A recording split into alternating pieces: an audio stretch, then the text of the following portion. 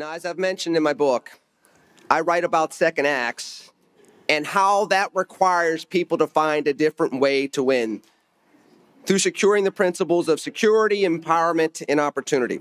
Now, as we well know, sometimes that road to security, empowerment, and opportunity is a pristine road. Yet, as many know, especially if you're from my neck of the woods, we're the home of the 2026 NFL Draft, and the six-time Super Bowl champions reside, the Pittsburgh Steelers. You know that, there you go. You know that sometimes that road requires you to have grit and persistence. And also being from my neck of the woods, our next speaker, Mr. Jason Richey, knows a little bit about grit and perseverance. He attended Allegheny College and graduated cum laude, actually graduated magna cum laude, only to work his way through law school by way of working at an Aliquippa steel mill. He returned home to practice law and has been representing both small and large manufacturing and other corporations. But people not just know Jason as an accomplished litigator, they also know him as a champion and as a champion wrestler, an athlete that had to find a different way to win every single time he was on the mat. He wants to bring those type of skills and that level of success of being a champion and finding different ways to win when combating different challenges. He wants to do that as your next lieutenant governor. So I welcome the chair of the RCAC, but also a Republican candidate for lieutenant governor, Mr. Jason Richey.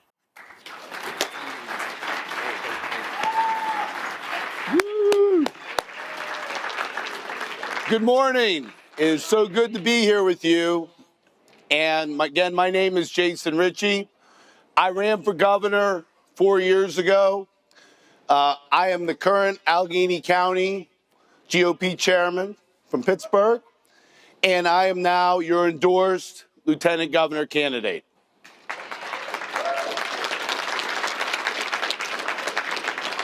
Now, if you would have asked me 40 days ago, are you going to be running, you'd be here at the leadership conference, giving a speech about why I should be lieutenant governor, I would have told you you're crazy. This was not something I was looking to do. This wasn't something I was thinking about. And a couple months ago, I was on vacation, and I looked at my phone, and it was the Philadelphia Inquirer. Now, as the chairman in Pittsburgh, I talk to the media all the time, but not usually the Inquirer. So, and I don't normally pick up my phone on vacation either. I gotta relax. But I was curious, so I picked up the phone, and the woman on the other end said, "Congratulations, you're on the short list." And I said, "The short list for what?" And she told me, and I didn't hear anything. And then about 6 days later, I get a call from Stacey Garrity asking me to run and the importance of this upcoming election and that we would partner in campaigning and governing. I said, I need to think about that. And then a couple donors called. Could have been a conspiracy. And then finally, Senator McCormick called me and said, "Jason, you got to do this. You make the ticket stronger, and we've got to do good this midterm." So I started to think about it and take serious thought. And I thought about, often politicians say, this is the most important election ever. But in Pennsylvania, this really could be. This is the first time since I was in college that the Democrats actually have a shot at taking full control of the government. So I thought about that. And I thought about what's happening, right? You see what Shapiro's doing. They passed in the House with his support a bill that would make abortion on demand, the most liberal such bill in the country, and it passed. And then you saw what Shapiro did when our Republican senators passed a bill banning men from being in women's sports. He called us extremists, if you can imagine.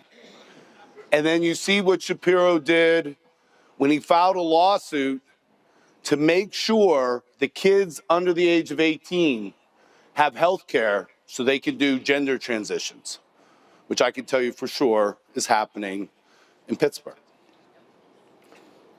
So there was that. And then I also recognize that the top of the ticket's very important for congressional races.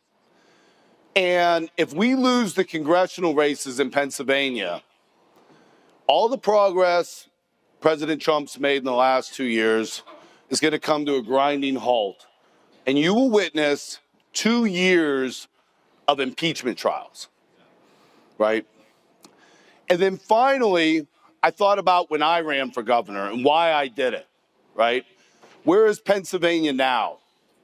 Pennsylvania, by U.S. News and World Report 2025, is ranked 41st out of the 50 states in overall performance, which is awful. We think about all the natural resources we have, the perfect geography on planet Earth between Boston, Chicago, D.C. Should never, never be 41st. And then you think about education. Today, as we sit in Pittsburgh, or in Pennsylvania and in Pittsburgh, our 8th graders, and this is an amazing statistic to me, 7 out of 10 8th graders in Pennsylvania are not proficient in reading or math. Horrific, horrific. And then think about our overall population. Pennsylvania ranks in the top 5 for people fleeing the state, just released a few months ago. People are leaving in droves. And one of the reasons is we're often ranked the top 10 most taxed states of all the states in the union. So when I put that all together and was thinking about the importance of what's happening, I called Stacey back and I said, I'm in. And, yeah, thank you.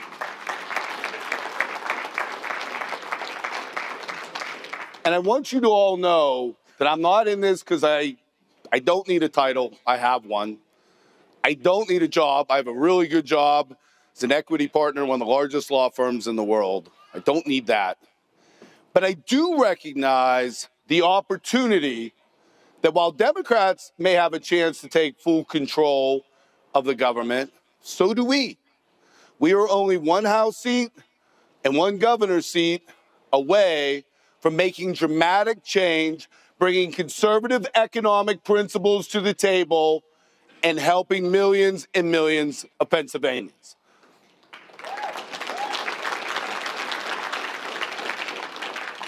Now, since we're amongst friends here, I do want to admit that I do have a little bit of a private reason, a little agenda for why I'm running. And that is, I got 3 boys. Justin, I always get a little emotional whenever I mention them. Justin, Logan, and Marcus. And 2 of them, they're wrestlers just like me. 2 of them wrestle at Gettysburg, and 1 of them wrestles at Duke University in North Carolina. And I've been married to my wife, Melissa, for 26 years. And selfishly, we want our boys to live here. We want them to get married here. We want to be with our grandchildren here because that's happiness when you have family and people you love around you. But right now, for these kids, Pennsylvania is a place that they're forced to flee. And I know, working with Stacey and our Republican legislature, we can make Pennsylvania a place of opportunity. And I know a little bit about opportunity because when I grew up in the 70s, and as Lenny talked about it, I grew up in a town called Aliquippa, Pennsylvania. It was an old steel town, and it was dying because the mills were closing. And my family was a little more fortunate because my dad was a mechanic, my mom was a public school teacher, and so we weren't as directly affected by it. And I can remember my parents and my mom in particular and myself doing Meals on Wheels to make sure people had food. I can remember my classmates disappearing out of my classes because people had to leave. And I can remember a lot of divorces because of the economic stress that the mill closures caused. And so growing up in this kind of town, you learn at a very young age an important lesson that nothing is given to you, that you have to earn it. And that's always been with me. And then I was a wrestler and I got to college and I went to Allegheny College in Crawford County. And I ended up the third wrestler in school history with 100 wins, which means I'm tough. I can take Shapiro at any time.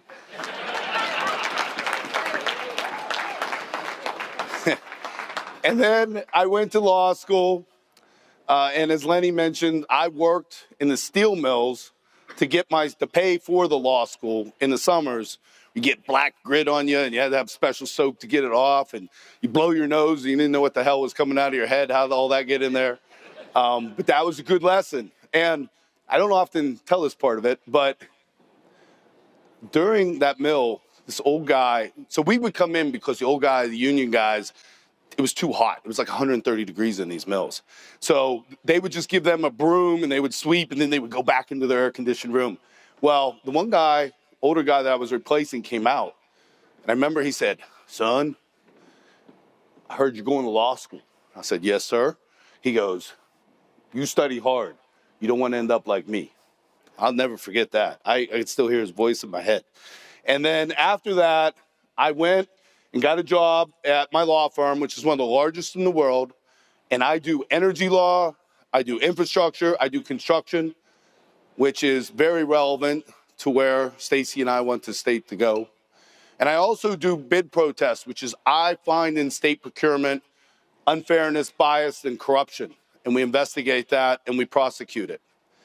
And I think I can bring all of that to task in Pennsylvania.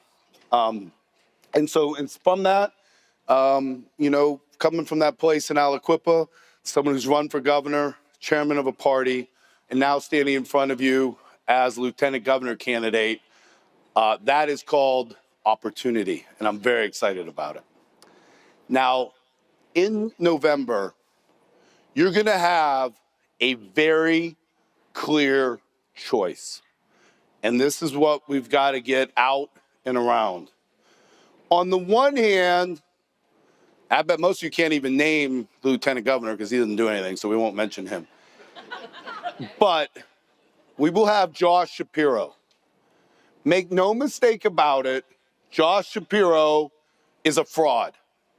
He is a charlatan.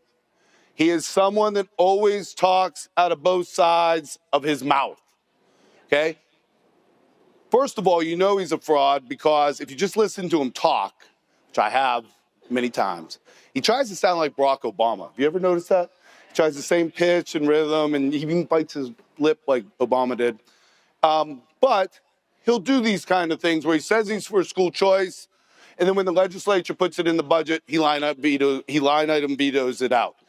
He says he's getting stuff done, but we all know he doesn't have, in 3 years, one substantive legislative achievement whatsoever.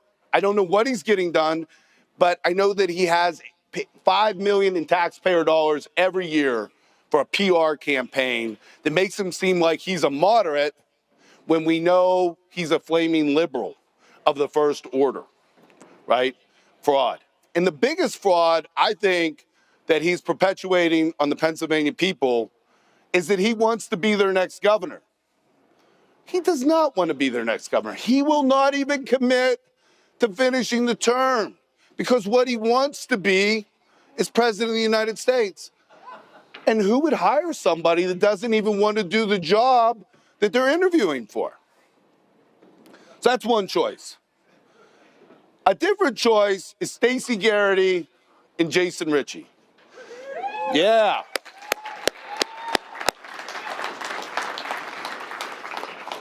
Unlike Josh Shapiro, who, if reelected, would wake up every morning and think about, what are they saying about me in Iowa? How can I get more votes in New Hampshire, right? That's what he's going to be doing. When Stacey and I wake up every morning, we're going to be thinking about how do we make Pennsylvanians' lives better, right?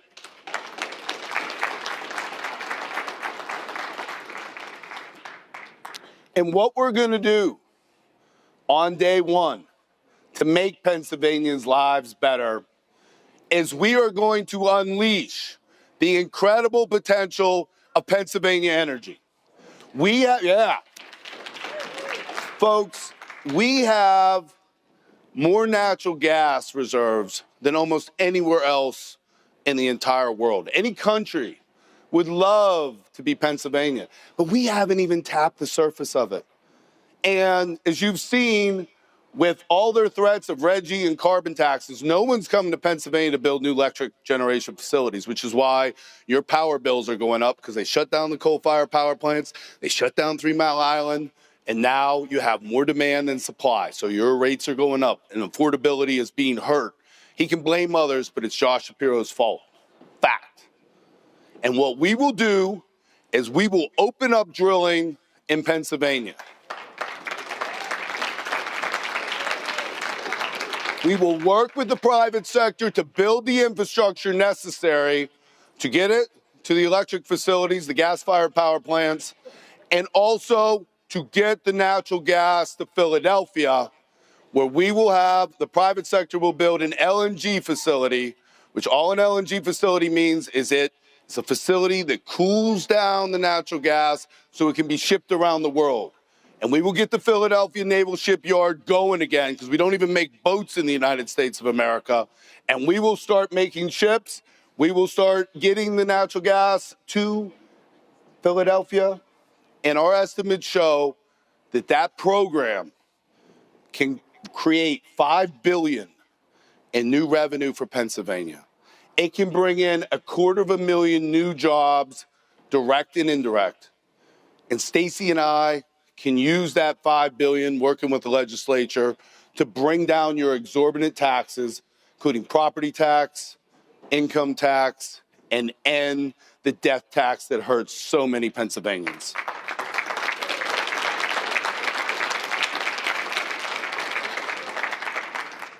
Additionally, on day one, Stacey and I are going to champion school choice.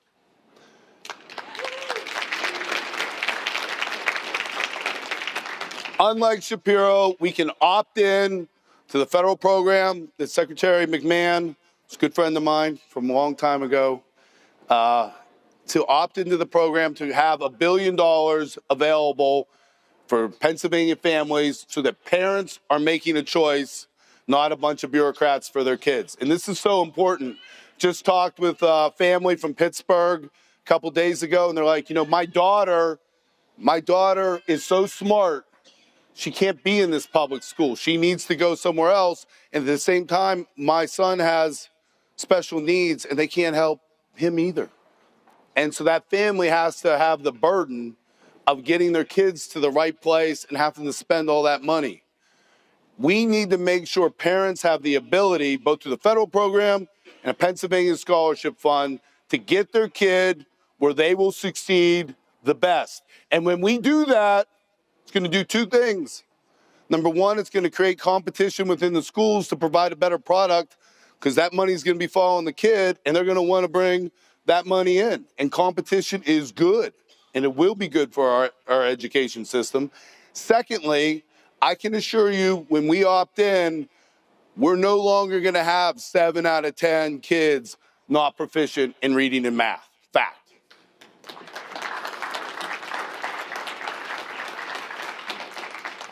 And the third thing we're going to do is we got too much regulations and red tape, too much agencies, too much fraud within the system.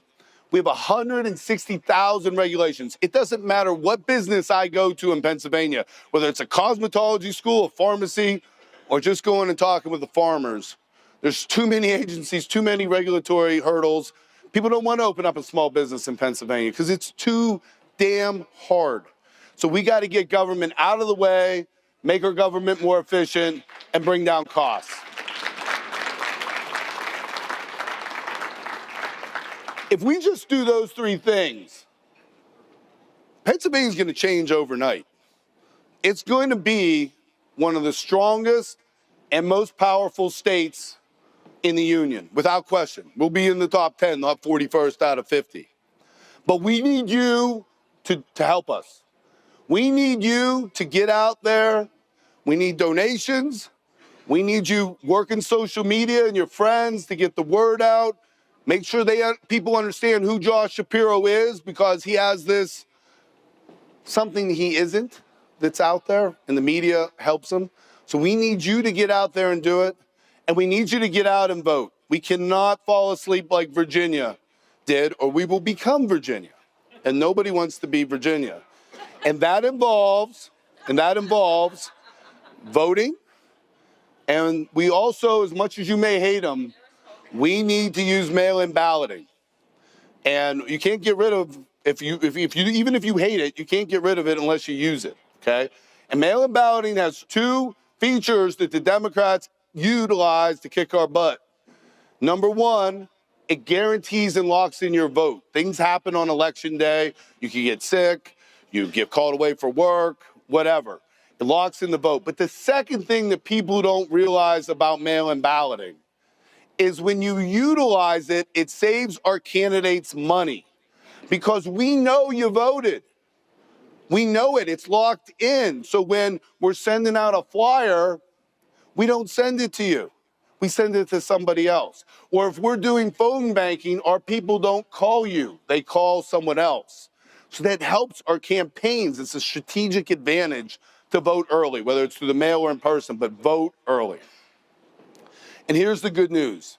If we get the word out, if we work hard, we knock the doors, we're going to win. We're going to win. And when we win, millions of Pennsylvanians' lives will change, and you all will make history by electing the first female governor in Pennsylvania history, Stacey Garrity. Thank you.